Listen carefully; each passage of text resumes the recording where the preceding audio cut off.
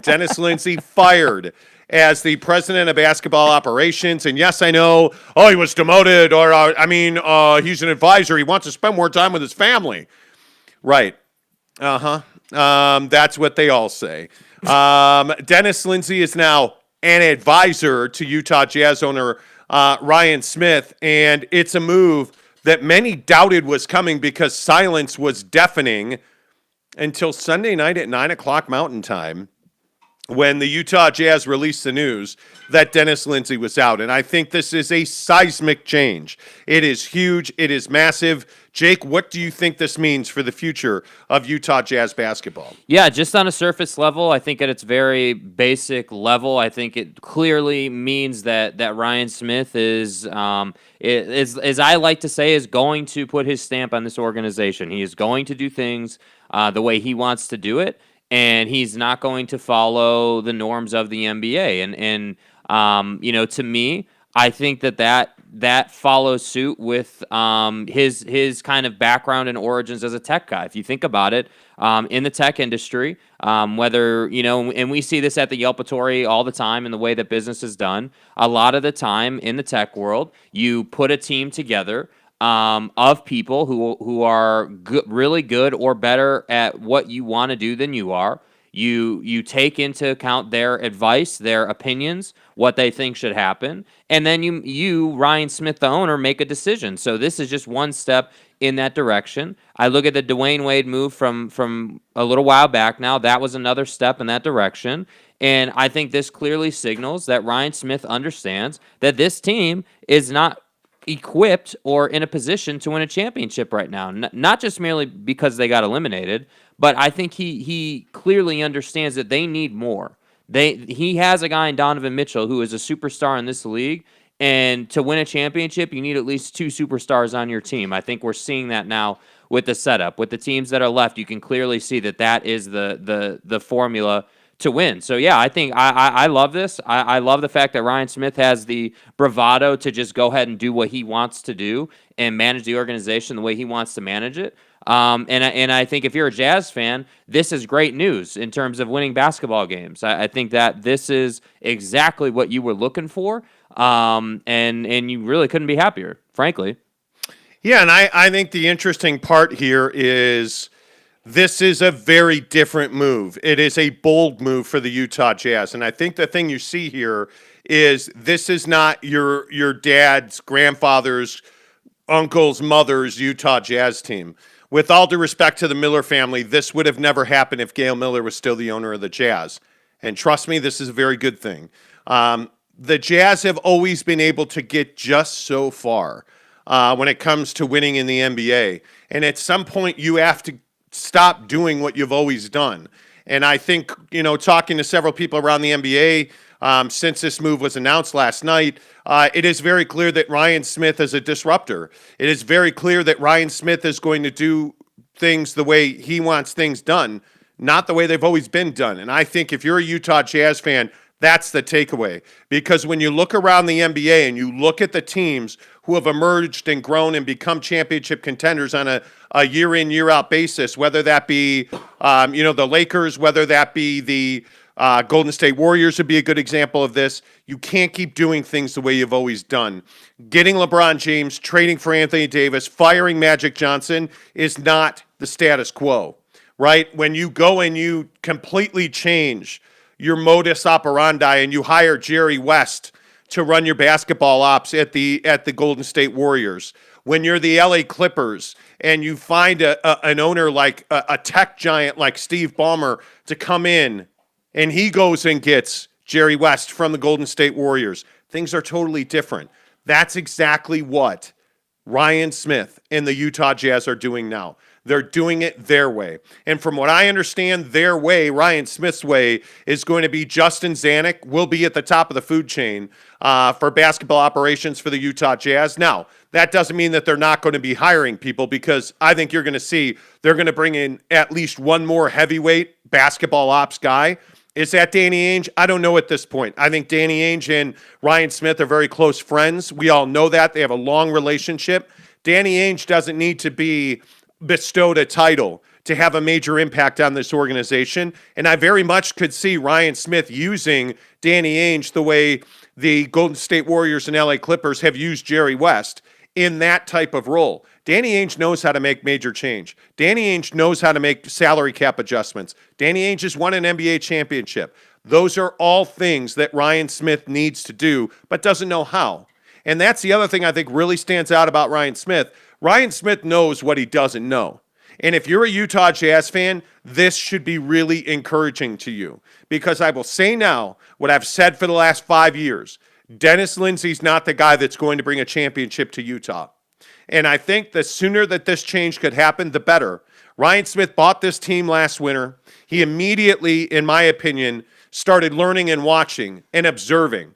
And through those observations and that learning curve, he understood that he and Justin Zanik, the current general manager of the Jazz, speak the same language. They operate very much in the same ways. They think their vision is the same for this basketball team. That's why Justin Zanik is still here today. And I would also remind you that this is why he brought in Ryan Smith, Dwayne Wade, because Dwayne Wade's a guy that's won multiple rings as a player. He's respected throughout the NBA world, and I don't think it's lost on any of us that Dwayne Wade's a black man. And I think there was a stigma about this organization that, people of color were not always welcome here, and that our community in Salt Lake City didn't always welcome black folks to play basketball.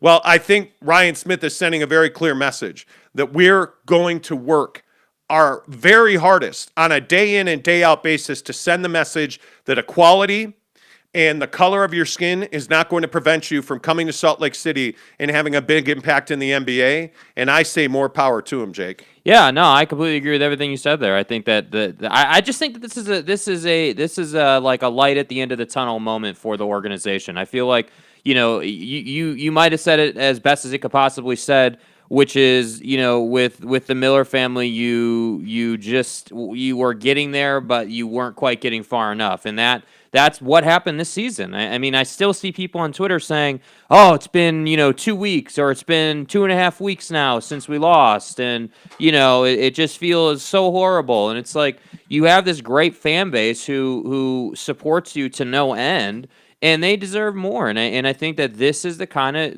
signal and kind of move that you should have been waiting for if you were a Utah Jazz fan. And I think that if you're, again, with the Damian Lillard situation in mind and that whole thing that's going down, when I look at Donovan Mitchell, this is a great signal sent to Donovan Mitchell as well, I feel like, because if you're making change in the front office, that should be telling your superstar player that you realize you're not good enough and you have to get better. And I think if you're Donovan Mitchell, and they bring in players and they give you help and you ultimately win a championship, now you're talking about a guy who could potentially be a Jazz man for a really long time, not just for his, next 5-year period of his career. And I think that's huge. Yeah, and the disruptor thing is something I heard multiple times, and we've talked about this. The fact that, like this scholarship program that has been so controversial for the Utah Jazz, where for every win this season, the Jazz gave a full-ride scholarship to an underprivileged student. And so many people were upset and said, the Jazz are a racist organization. Ryan Smith was never going to fold to that because Ryan Smith has that unique ability to not care what anybody thinks. He's going to do what he believes is best for the Utah Jazz. And I think that's absolutely what this team needs. Hiring Dwayne Wade, changing the norm, firing Dennis Lindsey. And again, I know everybody says, well, it was just he wasn't fired. He was, he was an invite. It was a lateral move. Yeah, Dennis Lindsey was fired as the president of basketball operations. And Ryan Smith is a pro. And I think this is the way that you gracefully fire people in this league. If you really truly believe that Dennis Lindsey needs family time and he still loves this organization and just wants to contribute, again, I've got oceanfront property in Nebraska for you because that's just not the reality of the situation. Dennis Lindsey is the reason that you have all this tumult in the organization. There was a clear divide in vision. Dennis Lindsey did not want major change on this roster. Dennis Lindsey did not believe that you had to go out and change the roster construction. He did not want to change it in the offseason. He did not change it at the deadline. They did not change it in free agency or at the buyout.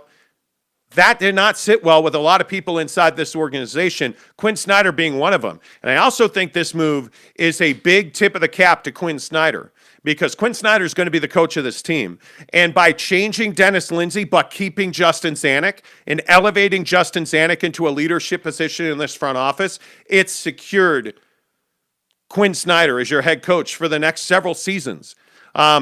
And I think that's a very good thing. I know we've talked about this a lot on the show. Yeah. I'm a huge Quinn Snyder guy. Yeah. I believe in Quinn Snyder. He's the right guy to lead this team. And again, I'll point to the Phoenix Suns. The Phoenix Suns, again, changed the way they did business. And very good things have happened. And that change started with James Jones, but he's got a rock-solid head coach in Monty Williams. And I think, to me, that's what really stands out about this Jazz situation, is the foundation on the floor has to be changed. Your leadership has to be improved and strengthened. It has to grow. Dennis Lindsey didn't believe that, and that, to me, is why this team is out. They're not still playing basketball, and that's why Dennis Lindsey is no longer the head of basketball operations for the Utah Jazz. Yeah, no, I completely agree, and I think that it's funny you bring up the Phoenix Suns, because I do think that the way the change, kind of went through their organization, while it was, I feel like, much more aggressive, because frankly they were in a much worse spot than the Jazz are right now. I do think it's in the same mentality and in the same light, and I think that the Utah Jazz are a team that really should still be playing basketball, but because of and I'm not trying to take this conversation, way down the draft hole, but I think those are the examples we're looking at here. The lack of drafting, the lack of aggressiveness in free agency and in the trade market, like these things that head of basketball ops and GMs are supposed to be doing together. Well, your GM can't do it if your head of basketball ops isn't about it. That's just not how it works in an organization. And so, yeah, I do think that this move. Now they still have to go and get the players. They still have to go and do the deals. They still have to go and do all of this. But I think just by taking this step, it should bring you comfort, and it should bring you a sense of, almost like a sense of relief, that Ryan Smith understands where he is and where he needs to go. And he also understands, he knows what he doesn't know. So he knows that he's a tech guy and not a basketballing guy. And he's going to bring in the guys that are basketball minds to take care of business. And the last thing I'd say, too, from an organization standpoint, is I always like to look at it in like 3 levels, right? So you've got your front office, you've got your head coach, and then you've got the players on the floor. In every organization that's successful, and even in you can see the contrast in organizations that aren't successful. Every successful organization has reliability at all 3 levels. You've got a great coach, a great front office, and you've got 2 superstars leading the team. You can obviously see where the Jazz have to fill in those gaps. And I think, more to the point, communication flows from bottom to top. Yeah. I think when you look at what's going on in Portland, and we are going to talk about Damian Lillard here in a minute, but when you look at what's going on in Portland, the Chauncey Billups hire has really damaged the credibility of the Portland Trailblazers in that Portland community. I think there are a lot of people, the funny thing is, I was talking to a guy that I know at ESPN last night, and we were talking about the Jazz, and he said, "By the way, what do you think about Portland and all these Damian Lillard rumors?" And I said, I think Portland's never going to tolerate a guy that had to buy his way out of a rape allegation. And I mean, that's exactly what most people around the NBA think. And there was some shock that Damian Lillard didn't understand that Chauncey Billups had been in that situation, or didn't know that Chauncey had been in that situation. But more to the point, there are a lot of people who are surprised that Damian Lillard had no input on who they hired as a head coach, which is shocking to me, because whether you're Tom Brady or whether you're Damian Lillard or LeBron James, do you really think that the Lakers are going to fire or hire a coach without LeBron James' input? That's lunacy. You just don't do that. And I think when you see the way Dennis Lindsey was running this team, I think it was Dennis Lindsey's way or the highway. And so Dennis Lindsey's currently on the highway. Yeah. And I think that's exactly where he belongs, because guys like Donovan Mitchell deserve input into who the head coach is. Donovan Mitchell is a transformative, generational talent. You cannot find him just anywhere.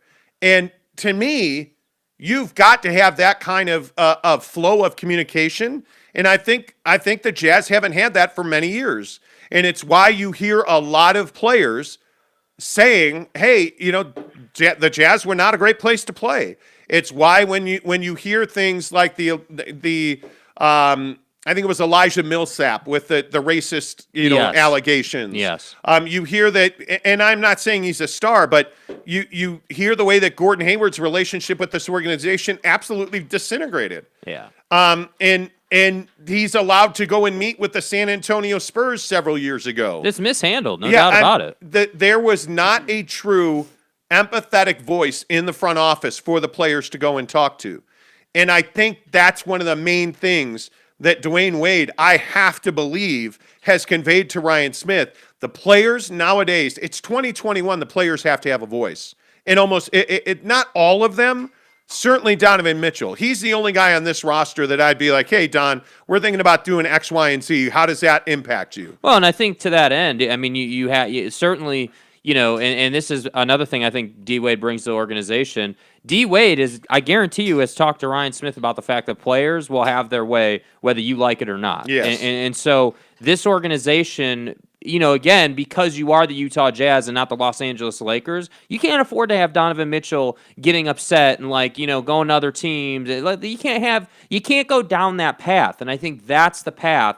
That path is born by consistently losing. That's what we're seeing with Damian Lillard. We've seen this with other players. That path and that narrative and conversation is born when you don't execute in the front office and put guys in position to win games and to win important games and meaningful games. It's why the Suns winning right now is so huge for keeping Devin Booker in Phoenix. Now, will he be a Laker at some point in his career? Yeah, I'm sure he will. But you can't tell me right now that if you ask Devin Booker, hey, do you think there's a chance you'd play for the Phoenix Suns the rest of your career? Yeah, I do think there's a chance now because the front office is willing to go and get guys. I love playing for Monty Williams, and everything's cool. That's what you got to continue to have that situation if you're the Utah Jazz. And making this move, I think, puts you in a better place than keeping Dennis Lindsey would have. Yeah, and I also think that when you look at how this league is working now, I mean, Devin Booker already knows if he's going to finish his career with the Phoenix Suns. He knows that already. He has that belief and that decision made in his mind already. Donovan Mitchell already knows if he is content or does Donovan Mitchell see himself playing in another uniform. That would be terrifying to me if I were Ryan Smith, because I think the longer that this went on, the frustration in Donovan Mitchell was growing. Mm-hmm. And I think that was very apparent at times in the playoffs. And I think that's why you see him pointing at players like, hey, you do this, do that, go over here. Like Donovan Mitchell, his frustration, you could see it. So this whole divide with, hey, is Don going to play in game 1 of the Memphis series? That whole thing right there, to me, should have been the end of the conversation with Dennis Lindsey. Yeah. That's where it would have ended for me. So, and frankly, it would have ended long before that. I mean, track record is the best indicator of future. Mm-hmm. And to me, this was a no-brainer. Let's get some of your comments in here. Gabe Ledley, first in, says, hey, yo, man. Good morning to you. He also says, how many Jazz fans... Wow, there's a comment, Tom. How many Jazz fans have been living on the ESPN trade machine since the Dame tweet? Oh, Jesus. Dude. Well, I mean everybody. Everybody. And let's get into that because Gabe's got a real point there. Damian Lillard's not coming to the Utah Jazz because Dame's not a guy who I think is in a position at this point to leverage his way to anywhere he wants to go. There's a tweet from 2017 that talks about Damian Lillard was asked, hey, if it wasn't Portland, where would you want to go? And he said in that tweet it'd be Utah or the LA Lakers. Well, when you're forcing your way out of a situation, the Blazers are not trading Damian Lillard to the LA Lakers. I mean, that's just not going to happen. And you can talk about this being a players' league. I'd be shocked if Damian Lillard was traded in the Western Conference. I just don't know how you do that. And I think, in our vaunted pre-show meeting, yeah. I mean, your point about the New York Knicks is exactly why the Utah Jazz won't get Damian Lillard. The Jazz are not in a position because they have just, botched so many draft picks, and they just don't have the draft capital to go and make a Damian Lillard trade. You can add 8 teams, and the Jazz are not going to have the draft capital the New York Knicks have. Yeah. So I don't see any way that the Utah Jazz are in a position to go and acquire Damian Lillard. But there are teams in the West who could do that. I mean, the Lakers have the talent to trade. The Blazers are not going to make a deal with the Lakers. I think he is going to wind up going east. And I think you're exactly right. I think the New York Knicks make a heck of a lot of sense. He puts that team at the top of the Eastern Conference, probably top 5 in the East the minute he puts on a Knick uniform. Well, and the important thing with the Knicks is after they make the Dame deal, they still have enough cap space to go and sign another max contract. So you're talking about having Dame, you're talking about having Julius Randle, and then you're talking about signing a third player to add to the mix, which is obviously what you have going on in Brooklyn. So that's why, and again, it's not just picks with the Knicks either. I mean, you're talking about sending R.J. Barrett, Obi Toppin, and Mitchell Robinson in addition to the draft capital. That's why they're in the driver's seat in terms of value. They have by far, like, leaps and bounds the most to offer.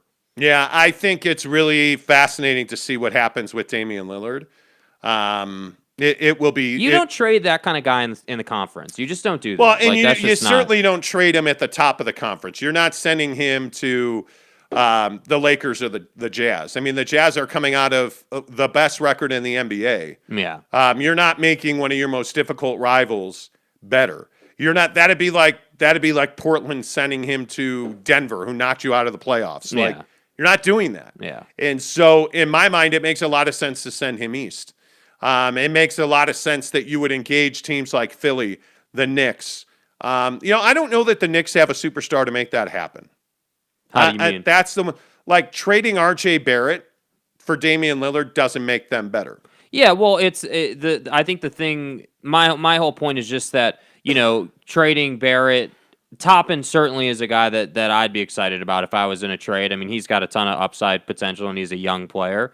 Mitchell Robinson, and he is different than Nurkic, by the way. Yeah, and like in Mitchell Robinson, okay, yeah, you could probably develop him a little bit, but that's not something. That's just a guy to make the money right, I feel like, and to make the rosters right. But again, it's the 3 future first round picks that really can change the flow of your organization. I mean, again, with this draft coming up, this is one of the lighter drafts the NBA is going to have in a little while. But, you think about it, and if you could have picks stacked up, it gives you options. But here's the problem. The drafts are not going to get better in the future. I think you're seeing that there's so many players, so many of the top players in youth basketball and, high school juniors and seniors are not going to college. They're going to the LaMelo Ball route, which is Australia. They're going to Europe. They're going to academies. And you can say what you want about that, but you have some of the top talent, young talent, not going to college. They're going to the G League now. I think the NBA draft is going to really have to find a creative way not to rely on the NCAA tournament anymore. And I think that's an evolution that we're seeing. And it'll be interesting to see how that plays, because I think the value of first-round picks is lessened. Mm-hmm. I truly do. I think so many kids want to play basketball, and they want to get paid to play basketball. Now, having said that, the name and likeness thing, the ability to earn money really helps, because one of the biggest problems is that you're able to get millions in Australia in the G League, and you're not able to get anything in college right now. So just kind of keep your eye on that. Tanner Plummer says, fired. He just got demoted. But I guess it's better than no change at all. Dennis Lindsey got fired. You have to. There's no doubt about that. Yeah. So here's the thing. Like, this is another one of those classic situations where, unless you've been around the league for a while and you understand the politics and the front office sort of, operations and how things are done, this is absolutely a firing of Dennis Lindsey. This is just doing it without saying, "Hey, bud, you're fired" in the media. This is like, yeah, we're gonna go ahead and take him out of this role, and he's gonna be an advisor, sort of on the side,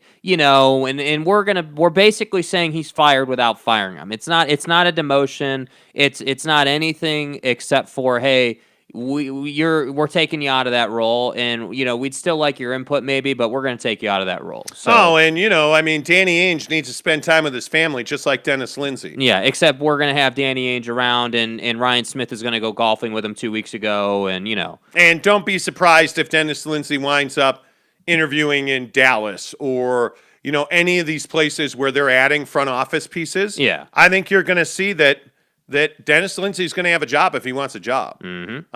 which I think he does. I highly doubt he's going to sit there in an advisory role. Yeah, and I mean, the guy is well paid, so my guess is that, hey, maybe he takes a season off. I have no idea. He's a big family man. I know he's got college-age kids, and, hey, that's great.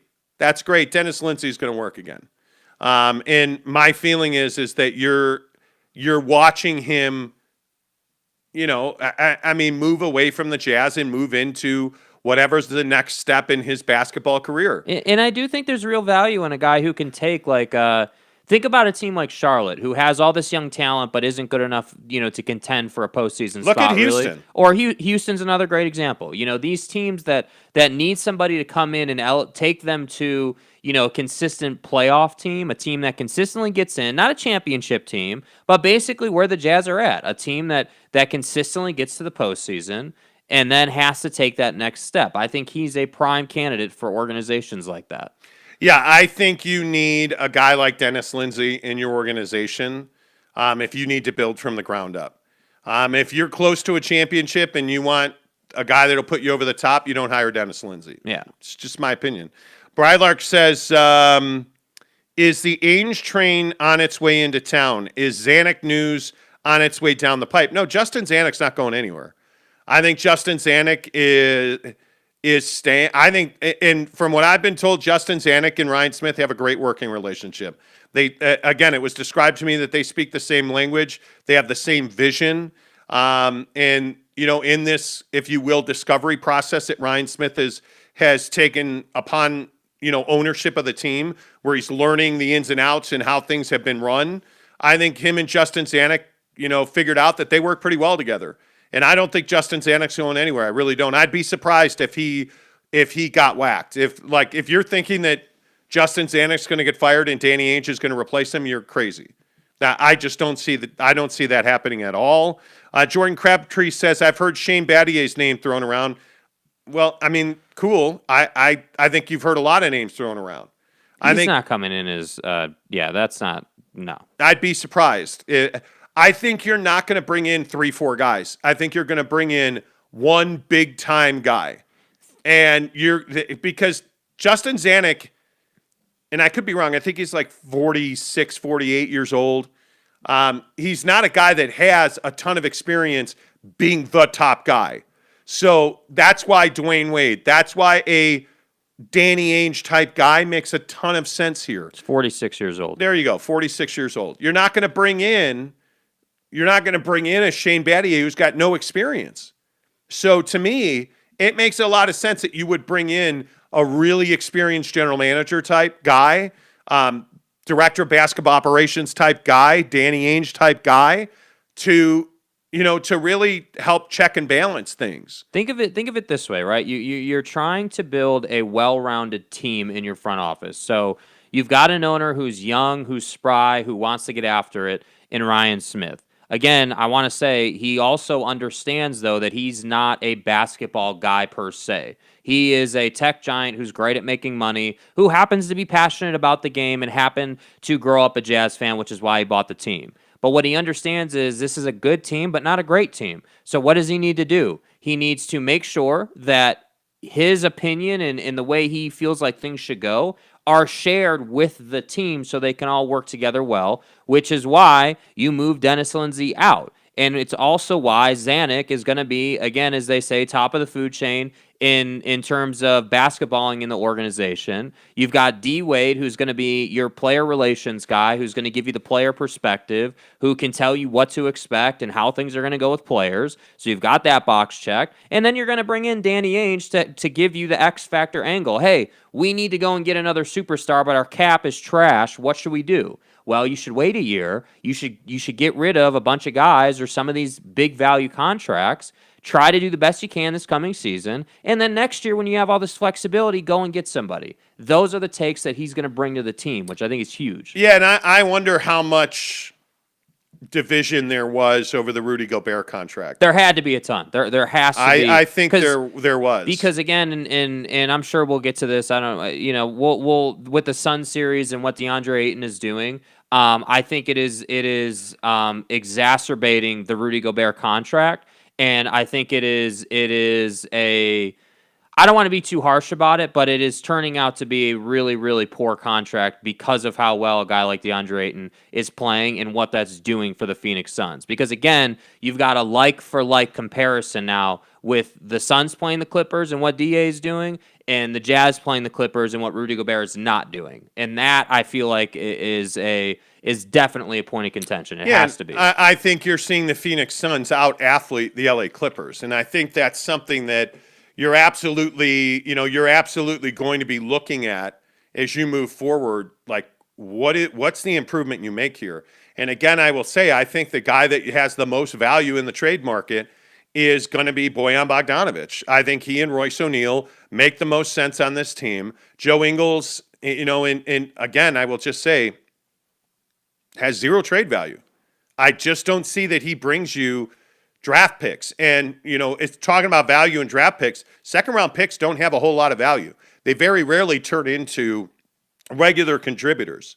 You, in my opinion, have to be able to get talent for guys like Bojan Bogdanovic, because he's not going to bring you a first-round pick. He's not going to bring you a lottery pick, right? So you have to be able to move that contract for pieces that make you a better basketball team. And that's why I say, like, this idea that the Utah Jazz are going to sign and trade Mike Conley, I just don't see how that's a possibility. Because if you're Mike Conley, you have some say in sign and trade, right? Like, if the Jazz are going to trade you, you're doing them a favor by signing a contract that they can then trade to get value in return. That's what a sign and trade's about.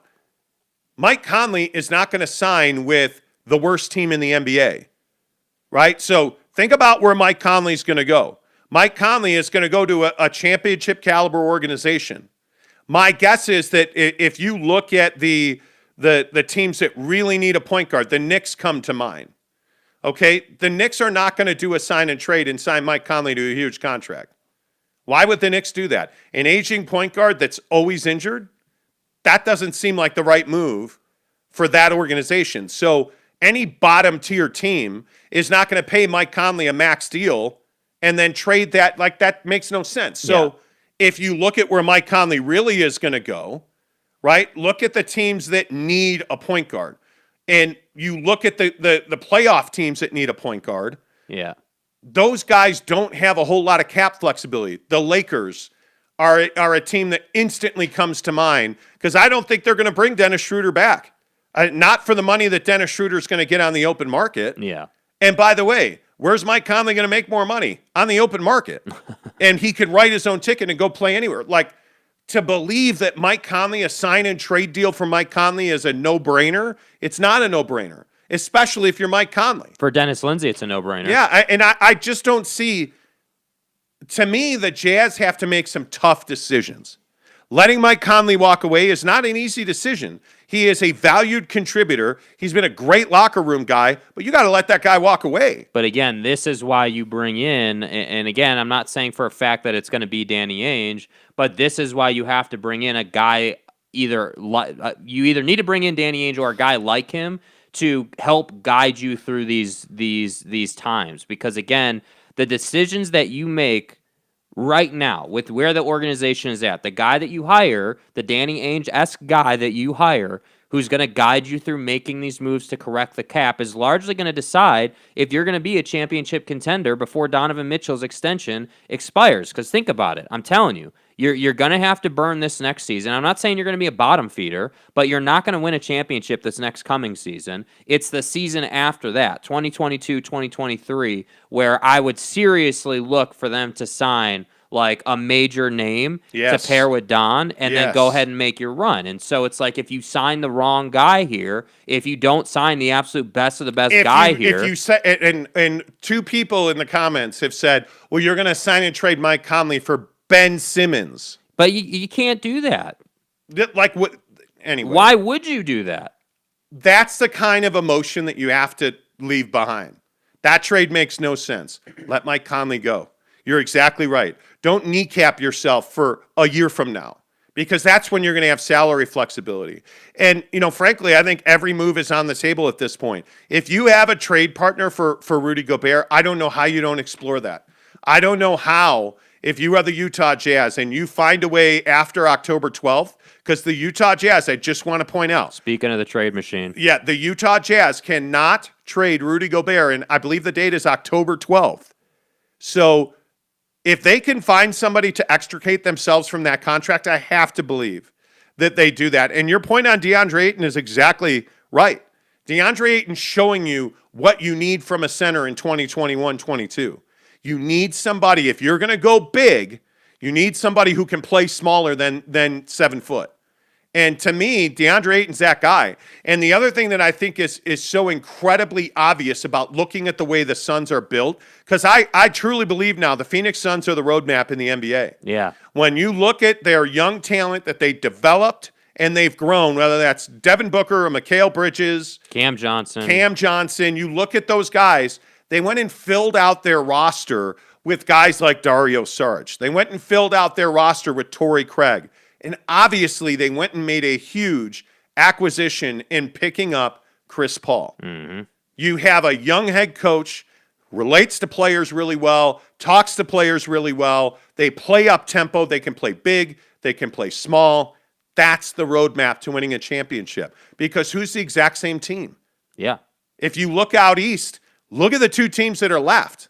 You look at Atlanta. Atlanta can play big. Atlanta can play small. And why is that? Because they have young talent that they've drafted and developed. I look at the Milwaukee Bucks, and as flawed as I think they are, they can play big and they can play small. Between Lopez and Giannis, but look who won them the game last night. Mm-hmm. Chris Middleton took that game over, knocked down several big threes, knocked down several mid-range jumpers. And your key additions in the offseason are helping you in Drew Holiday playing good defense on Trae Young, which is really slowing him down. And look at what Tucker did to KD. Yes. Look at how, and Kevin Durant, again, I think the Brooklyn Nets only lost that series because of how many guys were injured. And he wears a size 17. Right. And he stepped on the three-point line. But injuries are part of it. You can't rely on Mike Conley to stay healthy, so you got to let him go.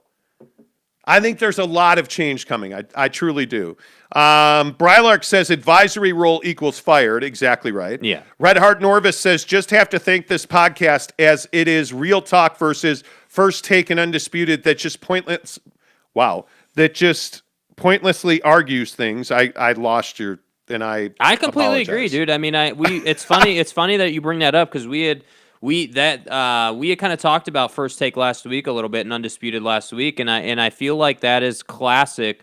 Just shock jock, radio / TV show that just brings out these random ass takes, just so that they make the news cycle. Whereas, again, sound bites. Yeah, you just want to be able to play the ridiculous. You want to be able to play the Julio Jones call on Undisputed 100 freaking times all day, so that you're playing Fox Sports 100 times all day. Like that's all that is. So yeah, I mean, I think that again, the advantage, and we've said this before, but it's worth saying again because of how this is all played out now. The advantage we have is we're not Jazz fans or Suns fans or anything. We're at a minimum we're basketball fans, and we've covered the game a long time, man.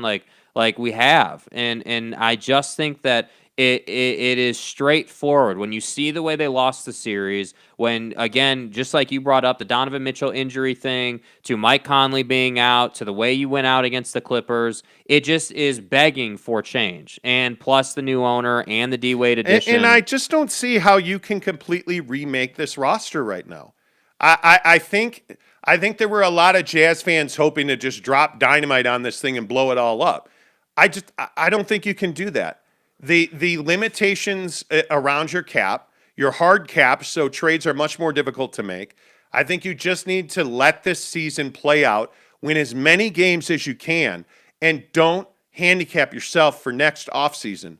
Make moves that set you up to have a big 2022, summer of 2022. Yes. That's your first opportunity to really remake this roster, because you're going to have to embrace the suck as far as the cap and the roster goes. Yeah, I mean, listen, this is still a top 5 roster in the West. If they don't make a single change, it's still a top 5 roster in the West. If you're able to make moves and, again, with Bojan and other pieces, Royce O'Neal would be my guy. I think that's what you have to do. Let's see. Tanner Plummer says Enes Kanter didn't have a good time here in Utah either. No, but Enes Kanter was also a huge mistake. I think they waited too long to offload Enes. You had Rudy Gobert sitting there, and part of the problem is that Dennis Lindsey's a thinker. He's an introspective guy.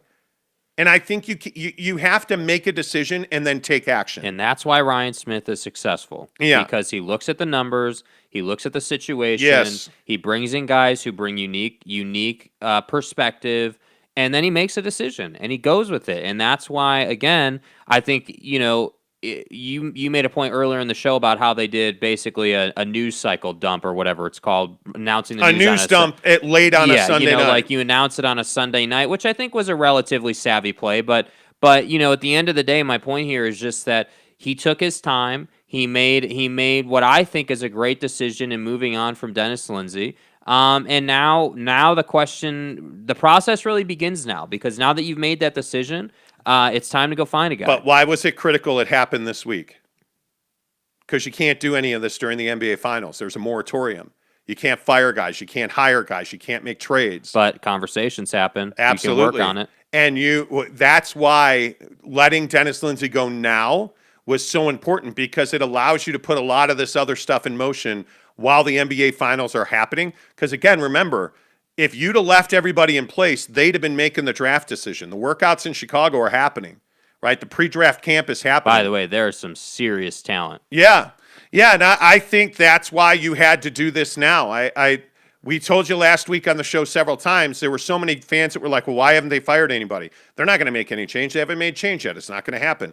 Because you have a new owner that needs to put some pieces in place, that needed to have conversations. Dennis Lindsey's been here for a decade. Man, you don't just go and terminate that guy on a whim. Yeah. You to me, you had to talk, you had to negotiate. Hey, let's make you an advisor. There's no reason to fire you, or let's just, I have a lot of respect for what you've done. Don't need to hurt your career. This is the right way to go about this. Yeah. So I think you can't be in a hurry. Let's see. The Real Noriega says, yo, new listener here. What's up, Real Noriega? What's up, Welcome man? to the show. Appreciate you very much. Please give us a thumbs up. Please subscribe. Appreciate you being here. Jim Nation 3.0 says, NBA is boring this year.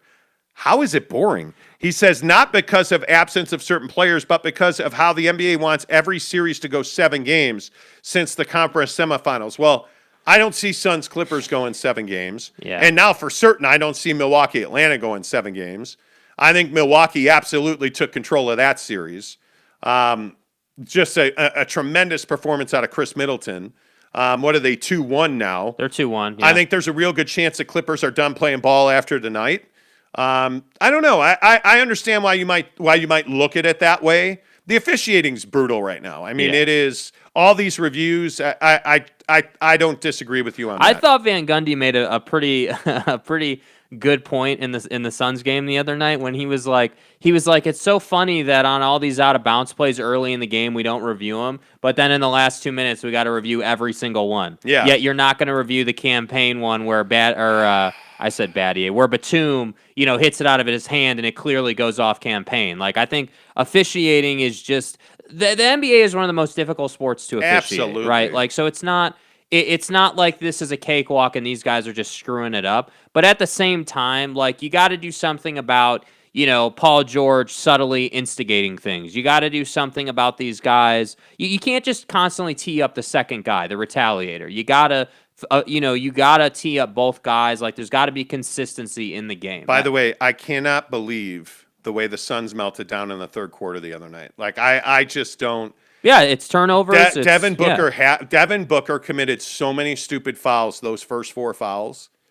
And I'm a huge Book guy, as most of you know. I love the guy. Yeah. But I'm telling you, that was one of the worst games I've ever seen him play mentally. That third quarter was frustrating as hell. Yeah. Nathan Johnson's vlog says, new subscriber, what are your thoughts on the Jazz making a run at Kuzma in the trade market? No thanks. Yeah. Like, I am not a Kuzma guy. I think we've seen his limitations.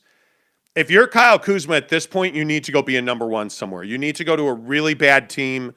And maybe not a really bad team. You need to start 82 nights every season. Yeah. You need to go somewhere where you can be counted on, because playing behind, most nights in LA, he's 4th, 5th, 6th guy. Like, I mean, in my opinion, he's behind Anthony Davis, certainly behind LeBron James, certainly behind Kyle Kuzma, behind Kentavious Caldwell-Pope. And then it just depends who else he's on the floor with. Because he's just so hot and cold and streaky. And I think a lot of that's a lack of confidence. Kyle Kuzma is a great player, but if you go back in time, I think there's no doubt about it, the Lakers made a mistake not trading Kuzma and giving up on Brandon Ingram in the AD trade. Because I think you would have had to give up less if you'd included Kuzma, and you'd still have Brandon Ingram. By the way, somebody asked about Lonzo Ball in the comments. Absolutely, Lonzo Ball is a guy that the Jazz should want.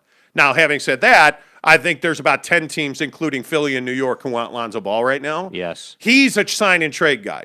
That's a sign and trade guy right there. Tremendous value in the league. He's a restricted free agent, so there's incentive for him to agree to a sign and trade. The Pelicans need help. They're going to, probably remake that roster because Zion Williamson, there's some talk that he wants out of there. So I think they're going to do everything they can do to placate him. Lonzo Ball's a guy that's a sign and trade candidate. All day. Mike Conley is not. Yeah. Mike Conley's not. So Nathan, I'm not a huge Kyle Kuzma guy. Jordan Crabtree says, is Dame for Don a lateral move? If you're the Utah Jazz, and this was much talked about on Twitter last night. If you're the Jazz, are you really willing to trade Donovan Mitchell in any circumstance? I just don't know why you would. Donovan Mitchell's 24 years old and entering his prime. Again, we need to say that. But is it an upgrade? He's entering his prime after what he did this season. This guy is going to get better, and it's going to be scary for the league. And is Dame an upgrade to Donovan Mitchell? I don't necessarily think that's the case. I don't think he is. I think Dame. If Dame wins a championship, is he in the Hall of Fame conversation? Yeah, I think he probably is. I think he's one of the most dominant point guards the league has to offer. That said, though, he's turning 31 this year, and what you need to understand about that is, whether you're talking about the Danny Ainge character you're going to bring in and sign, or the players you're going to sign, you cannot limit your window with Donovan Mitchell. He is entering his first extension with your organization this coming season. It's his first season, I believe, on the extension. It might be his second, but he's at the beginning of it.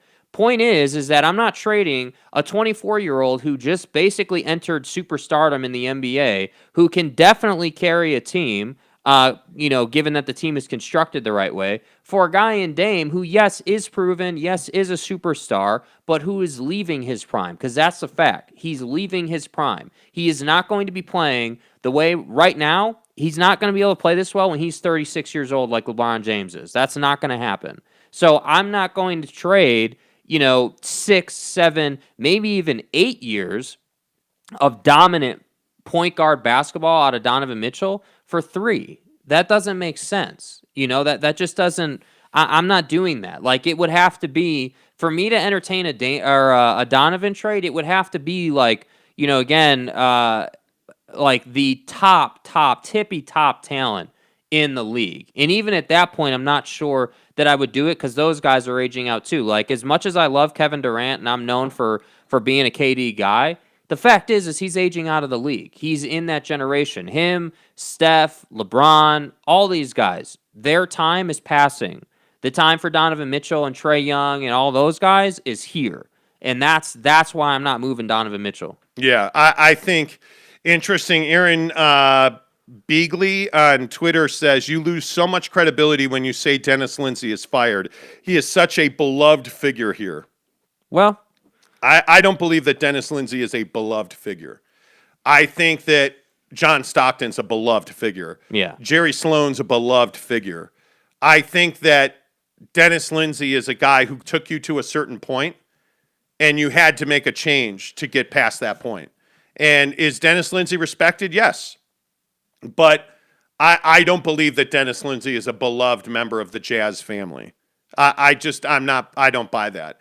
It is, and the other thing is, this is not the Miller family Jazz. Yeah. That's not what this is anymore. Which I think people don't realize. Like, I think people are still living in that era. This is a different era. Like, I hope people get that. You better get used to hard decisions, because there's no doubt in my mind that Ryan Smith is a disruptor. This guy's going to do it the way he wants to do it, because that's what guys on his level do. He's got more chips than you, so he's going to go all in. And in my mind, Dennis Lindsey was the obvious choice to replace. I mean, it does. You don't have to do much math to connect the dots on the fact that Dennis Lindsey philosophically is not aligned with just about everybody else in the organization. And to me, that's why this change was really necessary. Driftwood says, "Don't bank on Dane coming here anytime soon. It ain't happening." I agree. Yeah, it's not possible. I just don't think. Brylark says Conley in Los Angeles. That would be nuts. Michael Burton says Jazz need Conley, but a healthy one. Yeah, I don't think the Jazz need Mike Conley. I think the Jazz need a point guard who can facilitate for Donovan Mitchell. Again, it's Chris Paul and the Suns, man. Yeah, and until he's not here, I think you need a point guard that can throw lobs and get involved with Rudy Gobert, because you better make the most out of Rudy Gobert. You have no choice.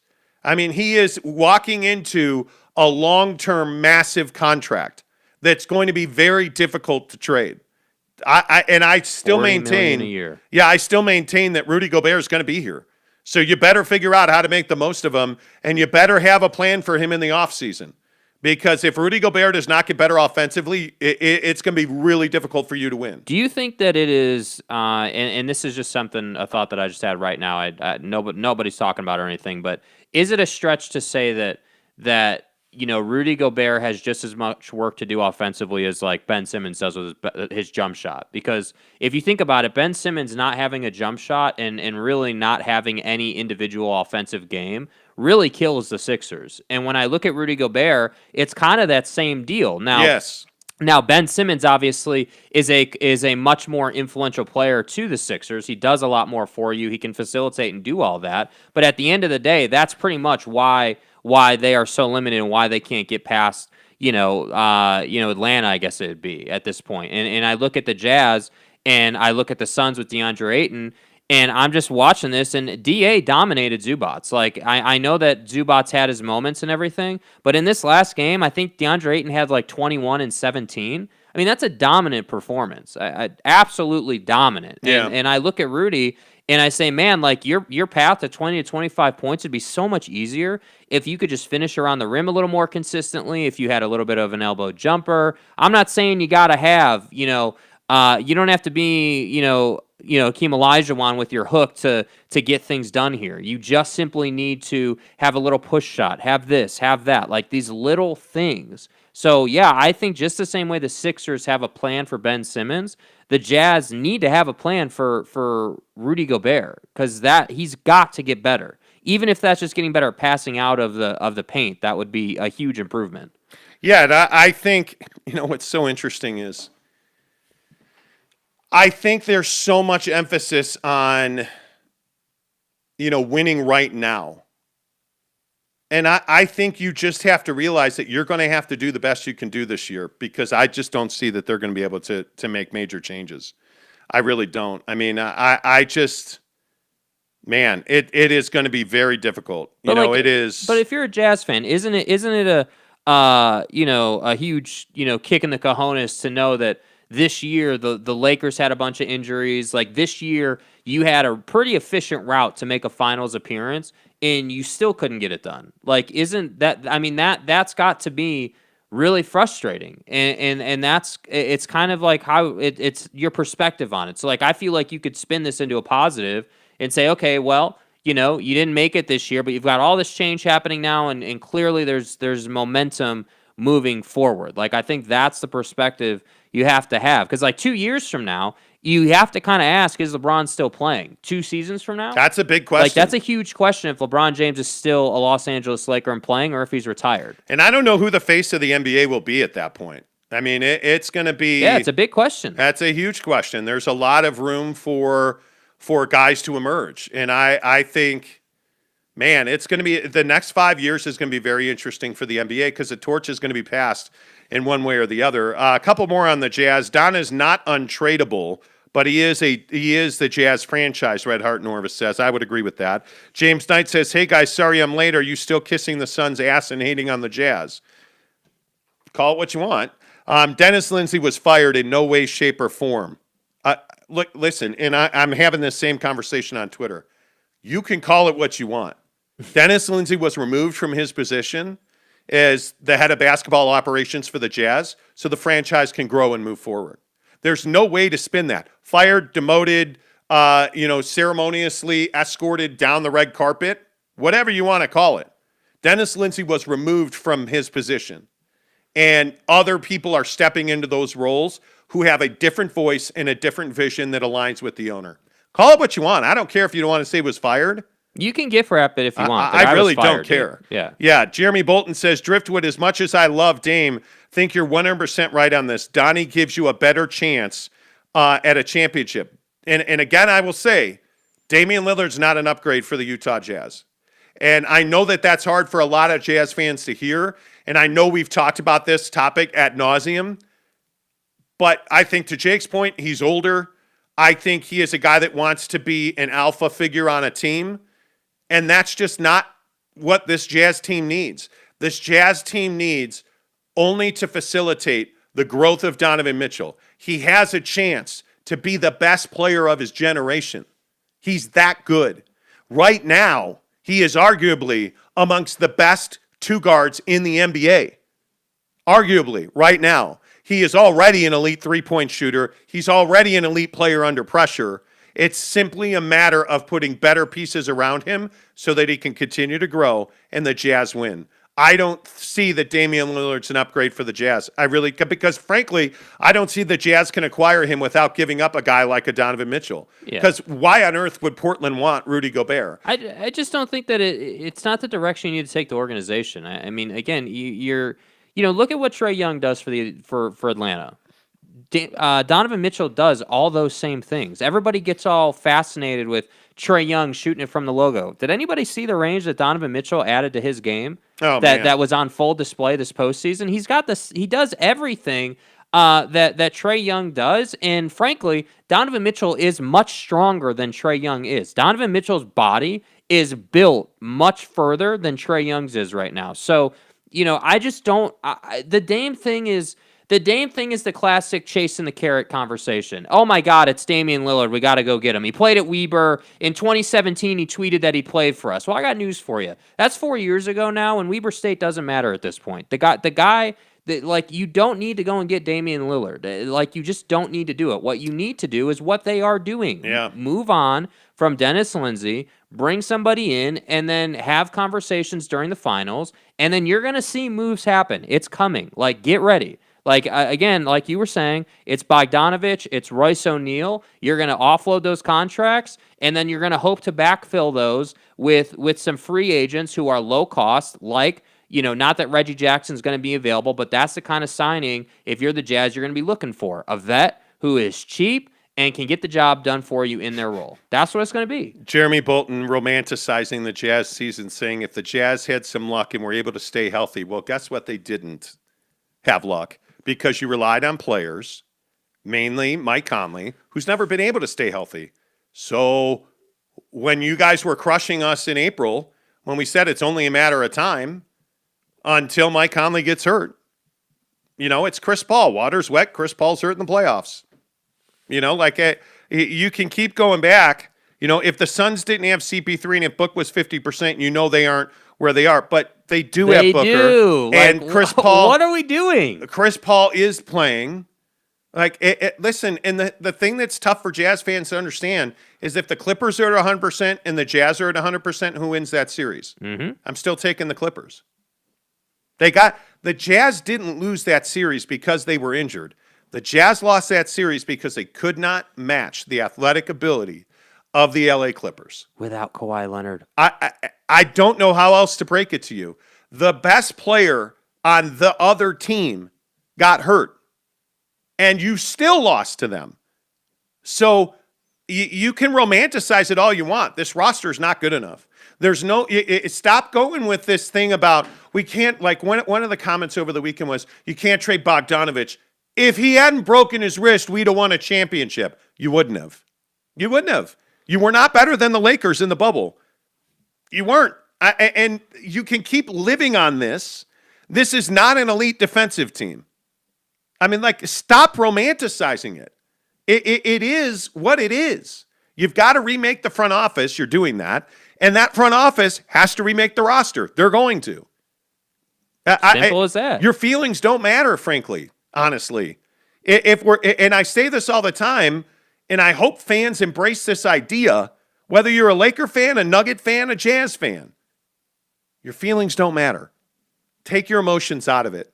Take your fandom out of it. If you're Ryan Smith, is Dennis Lindsey a beloved figure for the Utah Jazz? No, he's not. He's the reason you're not winning. And if he's the reason you're not winning, and from one wild rumor that was going around last night was that all the exit interviews that Ryan Smith did came back with Dennis Lindsey's not the guy that we want to work with. Maybe that's true. I don't know. But I know this, Dennis Lindsey's not some beloved Jerry Sloan type figure in this organization. Yeah. His last name ain't Miller. His last name ain't, Sloan. His last name's not Layden, Stockton. Like, you're not. Stop with that. Stop with that. I just. Yeah. No, I agree. Jake, give me a major bag alert. Yeah, is the drop machine broken today? What happened? Is the drop machine broken? We've been having serious conversations, I mean, sometimes on the show, serious things got to be discussed.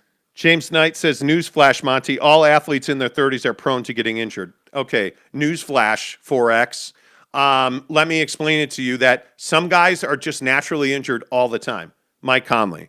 Some guys stay healthy their entire careers until it's over. Kobe Bryant and LeBron James. Damian Lillard. Plays through injuries all the time. Durable guy. Giannis, durable. Yep. Like these guys, again, Joel Embiid, always going to be injured. Always going to be limping. Always going to have a sore back. Always, always, always. Yeah. And then there's guys like LeBron's the best example. LeBron's been healthy his entire career. And what happened? He got old. Steph hasn't really had a lot of injuries. Father time's undefeated. Oh, come on. Steph plays on one foot the entire year. Yeah, but he plays. Yeah. Yeah. Kevin Durant, largely healthy. One major injury. And, he's dealt with these soft tissue injuries this year. I think you almost have to throw him out. Kyrie Irving, always hurt. Always hurt. James Harden this year was healthy. Yeah. That's a guy that played almost every night. Like, the teams that win championships, Anthony Davis is always hurt. Yep. Always hurt.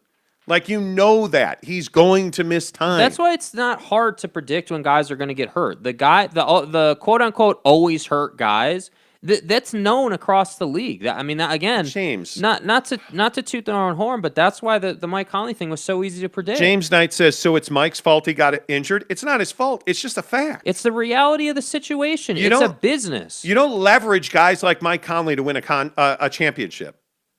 You don't pay him $34 million. You don't trade for $34 million contracts of guys who don't play the biggest games. Is it his fault? No. But it's also not my fault for not trading for the guy because he's always injured. It's a fact. Look at Michael Jordan. What is Michael Jordan's claim to fame? He had one major injury in his career. He was very young when it happened. He broke his foot. And he never had another major injury. Mm-hmm. That guy played all the time. Shaquille O'Neal played all the time. Those guys, Charles Barkley played all the time. Yeah. The best players who win championships Magic Johnson, Kareem Abdul-Jabbar, Larry Bird, even though Larry at the end of his career, back injury. Like, you just look at these guys, and it's one of two things. They either get hurt because they play, 120 games a year, every single year, which makes LeBron the absolute unicorn because he almost never gets injured, and he plays 120 games a year. Or you break down and you fall apart at the end of your career like Larry Bird and Kobe Bryant and now LeBron James seemingly having quad injuries, groin injuries, ankle injuries. Mm-hmm. It ain't rocket science. It's just not, right? I think MJ tore his ACL or something when he was like, no, he didn't. Nope. Driftwood said Jazz lose to Lakers, Clippers, and Suns this year if they're all healthy. I agree 100%. Yeah. Lakers are the best team in the NBA if they're healthy, but they weren't. Candies and nuts, bro. So they're not, right? I mean, I don't know. James Knight says hindsight 2020. Facts are fatigue causes soft. Okay. James, you're living in fantasy, I love man, you, bro. dude. You can't roll out hindsight's 2020 when we told you, literally. Well, when was the first time we rolled out the Mike Conley conversation? Oh, it was like January, February, right? Like it was at the beginning of the season, and we told you, dude, this guy is going to get hurt. We told you that. Go back and listen to it. Again, that's the beautiful thing about YouTube. You can go back and you can listen to everything we said. So go back and find it, man. Like I love you, bro. Like I love Forex Gold. I love Australians. I love what you're about, dude. But you can't sit here and say hindsight's 2020 when we told you before it happened that he was going to get hurt. And the only reason we know that is because he's been getting hurt, dude. He has been that guy, career. Man. It's not surprising. Nathan Johnson's vlog says Conley is a good player and a good dude. Absolutely. I agree we let him walk, but as far as a vet, I would love him on my team for a teaching standpoint and being a stand-up guy. 100% love Conley. Yeah, the problem is I love him at $10 million. Yeah, I don't love him at $20 million. No. And that's what it's going to take. It's going to take 2 years and $40 million to keep that guy. And I'm not willing to pay that. I'm just not. I'm not willing to pay that. Yes, Coach Lovren, Joshua Lovren, Zion, AD, Oladipo, Conley, KP, all hurt team. Yes. Yes. Yes. Correct. Yes. Correct. Yes. Correct. Add Kyrie. Jeremy Bolton says, off topic, where's Growcock? I know. I miss Growcock. Yeah. I do. Don't we all? Any interest in Zach LaVine in 2022? My God, yes. But he's injured. That's another guy, ACL injury. Like, Zach LaVine's a guy that doesn't play every game, and you know that. Jeez, man. Okay. Wow.